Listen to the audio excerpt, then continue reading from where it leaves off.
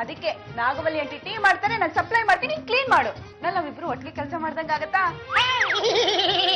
ನಮಸ್ಕಾರ ಲಾಯರ್ ಸಾಹೇಬ್. ನಮಸ್ಕಾರ ಸರ್, ಬನ್ನಿ ಕೂತ್ಕೊಳ್ಳಿ. ನಿಮ್ಮನ್ನು ನುಡಿಕೊಂಡು ಕೋರ್ಟ್ ಹತ್ರ ಹೋಗಿದ್ದೆ, ಬಾಗಿಲಾಕಿತ್ತು. ಕೋರ್ಟ್ ಒಂದ್ ವಾರ ರಜಾ, ಅದಕ್ಕೆ ಸಣ್ಣದಾಗಿ ಟೀ ಅಂಗಡಿ ಇಟ್ಕೊಂಡಿದೀವಿ. ಟೀ ಕುಡಿತೀರಾ? ಇಲ್ಲ, ನೀವು ಕುಡೀರಿ, ನಾ ದುಡ್ಡು ಕೊಡ್ತೀನಿ. ಬಂದ ವಿಷಯ ಸರ್, ನೀವು ಒಳ್ಳೆ ಎಮಿನೆಂಟ್ ಲಾಯರ್ ಅಂತ ನನಗೆ ಗೊತ್ತು ಸರ್. ನಾನು ವೈರಿಗಳಿಗೆ ಖಾರವಾದ ಪತ್ರ ಬರೀಬೇಕಾಗಿತ್ತು. ಏನು ಪತ್ರ ಬರ್ಕೊಡ್ಬೇಕಾ? ಕೋರ್ಟ್ ಹತ್ರ ಹೋಗ್ರಿ, ಸುಮಾರು ಜನ ಕೂತಿರ್ತಾರೆ.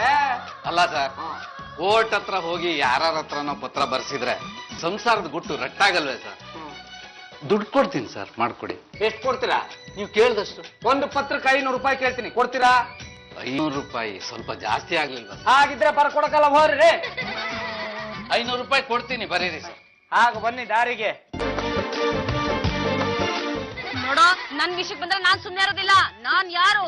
ನಾಗವಲ್ಲಿ. ನಾಗರಾವು ಒಲಿದ್ರೆ ಸಿಹಿ ಮಾವು. ಸುಮ್ನೆ ಹೋಗ್ತಾರೋ, ಇಲ್ದಾದ್ರೆ ಸಾಯಿಸ್ಬಿಡ್ತೇನೆ.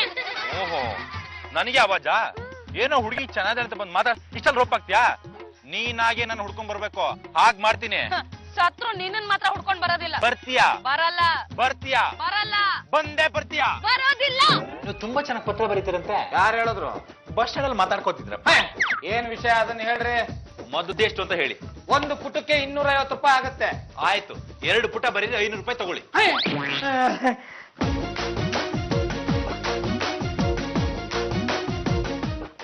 ಯಾರಿಗೆ? ನನ್ನ ಒಲವಿನ ಪ್ರೀತಿಯ ಕಣ್ಮಣಿಗೆ. ಯಾರ್ರಿ ಕಣ್ಮಣಿ? ರೇ, ಅದೆಲ್ಲ ನಿಮ್ಗೆ ಯಾಕ್ರಿ? ನಾವ್ ಯಾರಿಗಾರು ಬರೀತೀವಪ್ಪ. ಅಲ್ಲ ರೀ, ಇದನ್ನೆಲ್ಲ ಯಾರಿಗೆ ಬರ್ಸ್ಕೊಂಡು ಹೋಗ್ತಾ ಇದೀರಾ? ಅದನ್ನ ಹೇಳಿದ್ರ ಅಪಾಯ ರೀ. ಅದ್ಯಾಕೋ? ನೀವು ಹೋಗಿ ಅವಳನ್ನ ಲವ್ ಮಾಡ್ಬಿಟ್ರೆ? ಅಯ್ಯೋ, ತಗೊಳ್ರಿ, ಕೊಡ್ರಿ 500 ರೂಪಾಯಿ.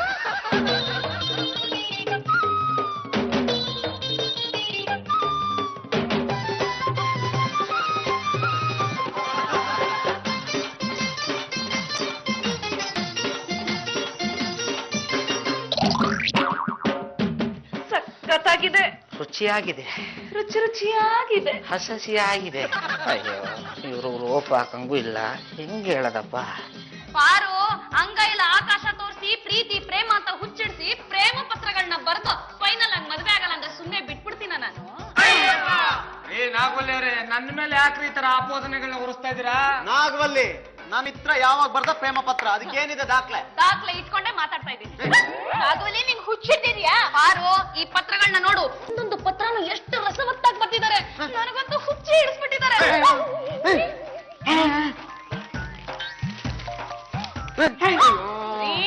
ಇದೆಲ್ಲ ಯಾಕೋ ಜಾಸ್ತಿ ಆಯ್ತು. ಏನೋ ಇದಲ್ಲ?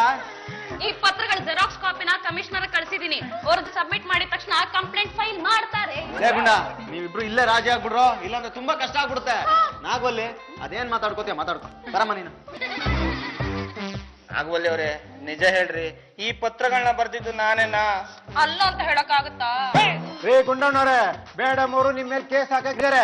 ರೀ, ಎಷ್ಟು ಖರ್ಚಾದ್ರೂ ಪರವಾಗಿಲ್ಲ, ಈ ಪತ್ರಗಳನ್ನ ಇಟ್ಕೊಂಡು ಏನ್ ಮಾಡ್ಬೋದು ಅಂತ ಹೇಳ್ರಿ. ಮೇಡಮ್ ಅವರೇ, ಈ ಡಾಕ್ಯುಮೆಂಟ್ಸ್ ಇವ್ರ ಹ್ಯಾಂಡ್ ರೈಟಿಂಗ್ ಅಲ್ಲೇ ಇರೋದ್ರಿಂದ ಒಳ್ಳೆ ದಾಖಲೆ ಆಗುತ್ತೆ. ಕನಿಷ್ಠ ಅಂದ್ರೆ 1-2 ವರ್ಷ ಅವ್ರನ್ನ ಒಳಗೆ ತಳ್ಬಹುದು. ಗುರುದೇವ್, ಇದು ನಮ್ಮ ಮನೆ ವಿಷಯ. ಈ ವಿಷಯ ಹೊರ ಬರೋದ್ ಬೇಡ. ನಾಗವಲ್ಲಿ ಕೇಸನ್ನ ನೀವು ಹ್ಯಾಂಡಲ್ ಮಾಡಬೇಡಿ.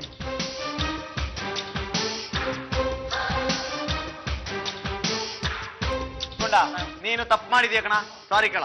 ಬರೀ ಸಾರಿ ಕೇಳ್ಬಿಟ್ರೆ ಆಗೋಯ್ತಾ? ವಿಚ್ಛೇದನ ಕೊಡಿಸುವಾಗ ಏನ್ ಹೇಳಿದ್ರು? 1 ತಿಂಗಳಲ್ಲಿ ಮದ್ತೀನಿ ಅಂತ ಹೇಳಿರ್ಲಿಲ್ಲ?